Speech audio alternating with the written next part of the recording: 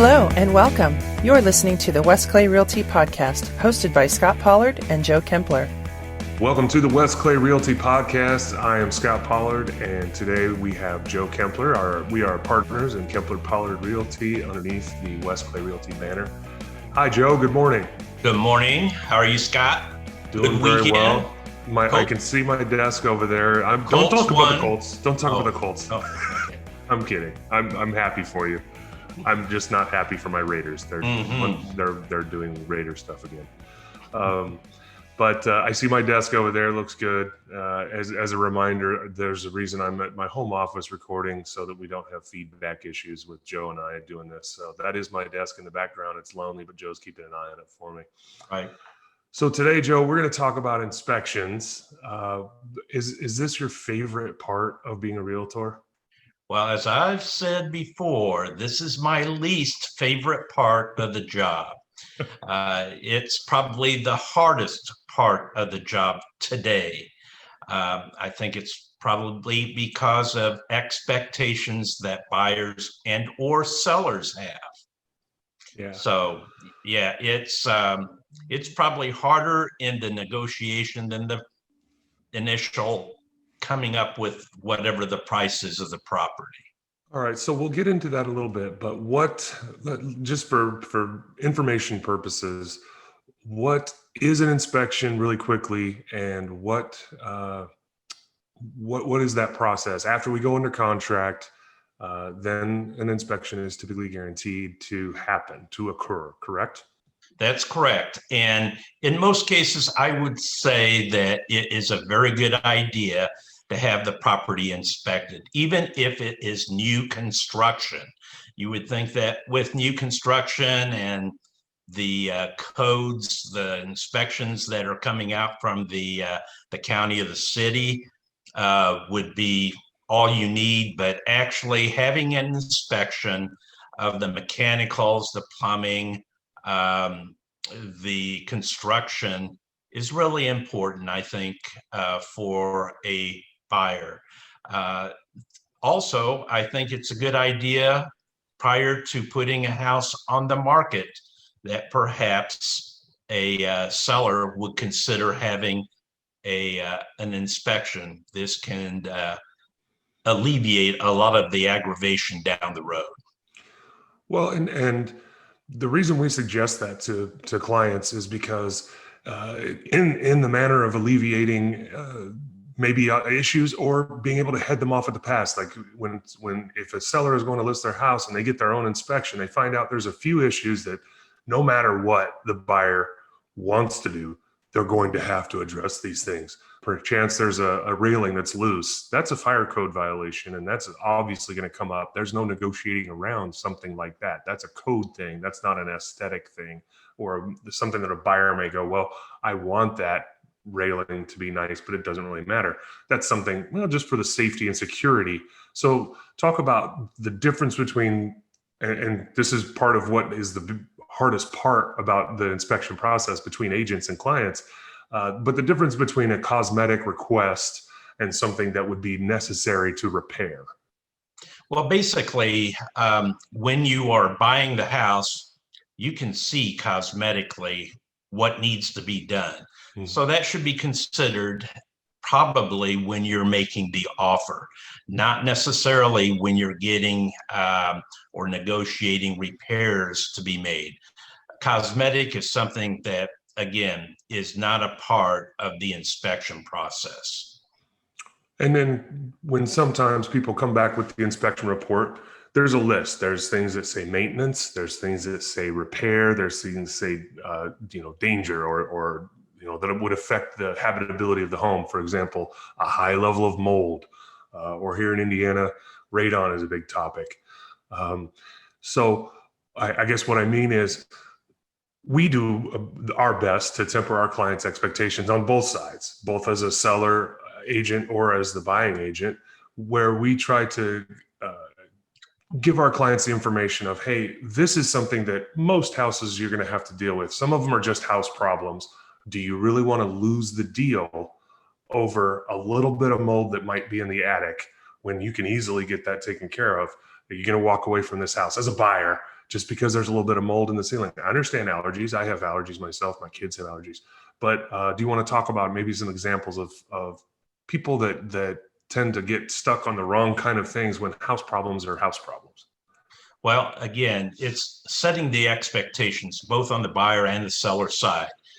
Typically, when I go in either way, I say that anything that has to do with health, habitability, safety, or something in the seller's disclosure that was marked as not defective, but actually comes back to be defective, I think those are all fair game for a buyer to come in and ask the seller to address.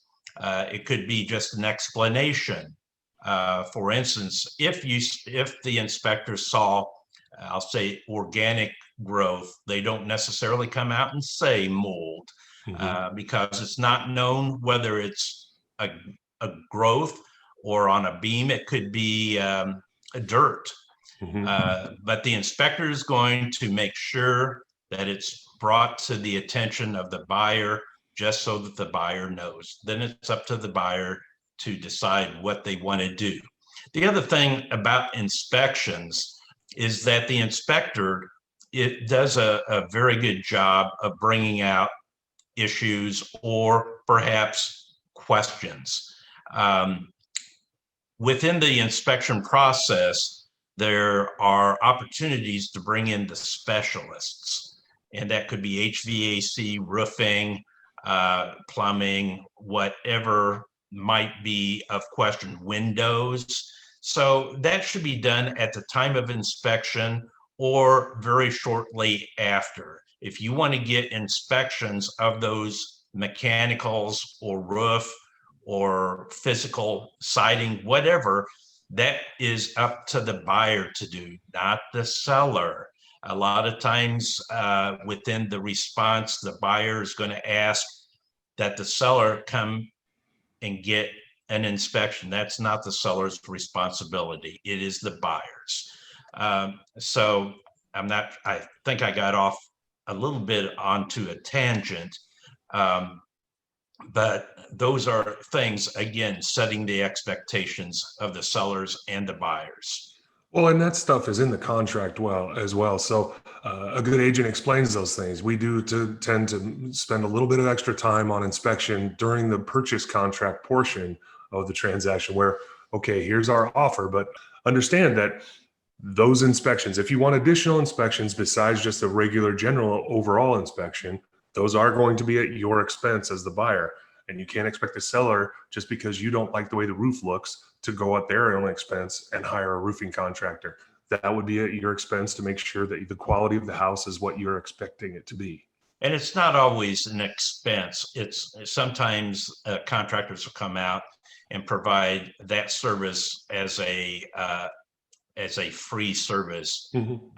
So it's not always an expense, but it's something that you should plan. Again, as a seller, to do it prior to putting the house on the market, or even as the house is on the market, is not a bad thing to do. Bring in an HVAC company to come and service your heat or your furnace and air conditioning. If you can show a good service history, that's a good thing. People will ask about the service history, especially if they see that there's a long period of missed services that might be on the actual furnace. So those type of things, it's good to have that done prior to, I'll say, an offer or an inspection for sure. And the reason that makes sense that Joe is saying that is because a lot of people, we live in our homes and we think, oh, there's nothing wrong, because you don't see something wrong with it. You may be in a house for 5, 10, maybe even longer, and think, hey, you know what? I've been taking pretty good care of my home. There's nothing wrong with it. But an inspection before you go to list might show some things that you had no idea about in your house. There's regular house problems with changing light bulbs. Those are obvious, but there might be something up in the attic. There might be something down in the basement. Your sump pump might not be functioning properly. And so having an inspection done as a seller, we think, is a great idea. And not everybody thinks that's a great idea. Not everybody that's going to sell their house feels the same way. But we think as your agent, it's a great idea to head off some problems, to think about these things in advance and find out, is my house in tip-top shape for sale? Or am I going to just gamble, find out through the inspection that the buyer orders that there are lots of problems with my home, and then they request a long list of repairs? Kind of go into that, Joe. Well, again, you'll see I've had inspection reports that have come back to be over 100 pages. It's not atypical that a report will be between, I'll say, 30 and 60 pages. Now, a lot of that might be pictures, and that's a good thing. It's good to be able to show exactly what the inspector is talking about. But you will see that the inspection report is pretty comprehensive. And it's things, again, it will be things that you don't possibly even notice or have lived with for a long time. Maybe it's settlement in the sidewalk, or the risers aren't even when inspectors measuring the step height. So there are a lot of different things. The inspector will be looking for broken seals in a window. Some people feel that that's more cosmetic than it is functional. But there are a lot of people who will ask that those seals or the glass be repaired. So there are just a lot of things that come out of that report that I think that a seller might, especially if they haven't sold for a while or bought for a while, they're going to be surprised. It's very rare that I see a inspection report that comes in with nothing that is defective on it, or safety related, or health related, or rot, whatever. It's very rare that I don't see something that has to be addressed. So typically I will always suggest to the seller that they may want to plan anywhere from $1,000 to $3,000 held aside just for inspection repairs. So that's on the seller side. It's a good idea to get an inspection yourself before you go to sell your house, to alleviate or hopefully avoid a lengthy list of items on the inspection report after the buyer orders one. But on the buyer side, when we're representing the buyer, let's say we've ordered the inspection, we get a list back of several items, and then what do we do as agents to help our clients decide on whether it's too many things and maybe we should walk away from that home, or talk to them about how much do you love this home? How much do you feel like this is the right place? And knowing that there's some items on that list maybe the seller probably will not address, or we happen to know that other agent and the seller, and we know that they're probably not going to address because they feel like, hey, I'm in love with my home, it's perfect. And there are sellers like that. They feel like, I don't care what the inspection report says, I don't want to fix anything. If you want the house, you want the house. So how do we deal with our buyers when there is a situation that there is a lengthy list, but we try to talk them into, okay, what can we prioritize as an important thing that maybe is just safety and habitability, and maybe this is just maintenance?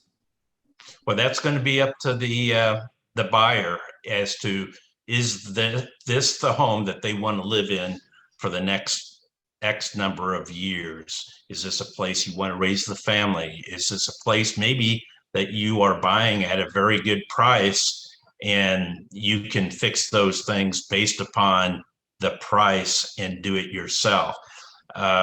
We have in our tool bag a as is addendum. Mm-hmm. Now, again, you'll know that most likely going into it, but there are some times where I've had the buyer come and present an as-is addendum as an incentive for the seller to take their offer. So it's just going to depend upon how important it is for that buyer to have the house.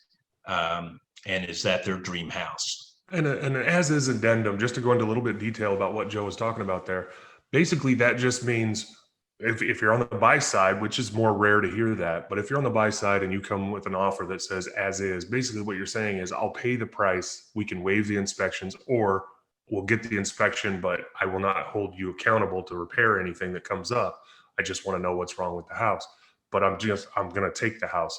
And as a seller, you can sell the home as an as-is condition. Hey, we're dropping the price. We know there's issues, but we're not going to be willing to fix any of those things. So to avoid any lengthy inspection, haggling, or going back and forth, we're just selling the home as is. So it's kind of a buyer beware clause in almost every single purchase contract I've seen anyway. However, there is the opportunity, even in an as-is contract, that the buyer can disconnect and get their earnest money back. So, and that brings in another a topic of not concern, but a topic that comes up. Let's say we don't have an agreement of the minds on what is a defect. Now, it's pretty clearly written in the purchase agreement as what a defect is. But if we don't have a meeting of the minds on fixing something, and let's say the buyer wants their earnest money back, the seller saying no, that can create some problems. So we have seen that happen, and it ends up going to either a small claims court or a regular court system to determine what the outcome of that earnest money will be. And typically the agents can avoid that. If the agents have a good rapport or are reasonable agents, they can work together to say, hey, look, this is unfavorable for my client on the buy side. We would like our earnest money back. Sorry, things didn't go well, but we think that we can prove that these are safety and habitability issues that you're not willing to repair, which is a clause in the contract, which gives them the out to get out. And then as a seller, again, it comes down to agents being able to temper expectations for clients, because it's a very emotional experience. We've talked about it in other podcasts. This is the most expensive transaction most of us will ever make in a buying or selling of a home. So there is emotion involved, and people tend to get stressful and anxiety. And that's what a good agent does behind the scenes of an inspection, where there are two parties that are very far apart based on that lengthy list. One comes back with 50 items that need to be addressed or looked over, and you have a seller that's saying I'm not going to fix it, and you have a buyer that's saying you're bound to fix it or I can walk out, and the seller says, well, those aren't. I guess what I'm getting at is there are people that try to interpret the contract in their favor, right? Even though it's pretty simple and clear, every purchase contract. On the selling side, they can say, well, those don't affect safety and habitability, so I don't have to fix them. If you walk, I'm keeping your earnest money. And on the buy side, they're saying those absolutely affect my safety and habitability. And then it comes down to reading the letter of the inspection report. And even then, there are still disagreements, right, Joe? Yes. Yeah. Yep. It's not always where everybody agrees. Again, it's a negotiation. It's compromise. So people have to be open and objective about it. Don't get so emotional about it that you can't work things out. But again, it's setting the expectations on both sides. Some people are better at it. Some people don't know, and just let the buyer or the seller do their own thing without giving them advice. And I think advice is a strong thing. Again, trying to avoid those situations by having service prior to putting the house on the market. Again, if you have leaky pipes, getting those fixed, having service on an HVAC system is important. It seems like every inspection that I see, unless it's brand new, will have signs of corrosion in the the cabinet. Well, again, those are easy to explain, especially if you've had service recently, and you can bring up to the technician, is this a problem? And maybe it was a problem at one time, but it's been fixed. So those are things that people will look at a ceiling and see that there's watermarks. Well, they're going to want to know what those watermarks were from. And if those are still there, they may want to know what's behind the drywall, which will cause some angst and aggravation for the seller, because there may be a point where someone wants to come in and take an air quality test above the drywall in a ceiling. So you can avoid those things, that if things have been fixed and fixed correctly, you should make those things go away. Right. We talked about that in listing your home and staging potentially. If you do a repair in your home, like Joe just mentioned, paint over that water spot. Make sure that it's not easy to see. If it's been repaired, please repair it.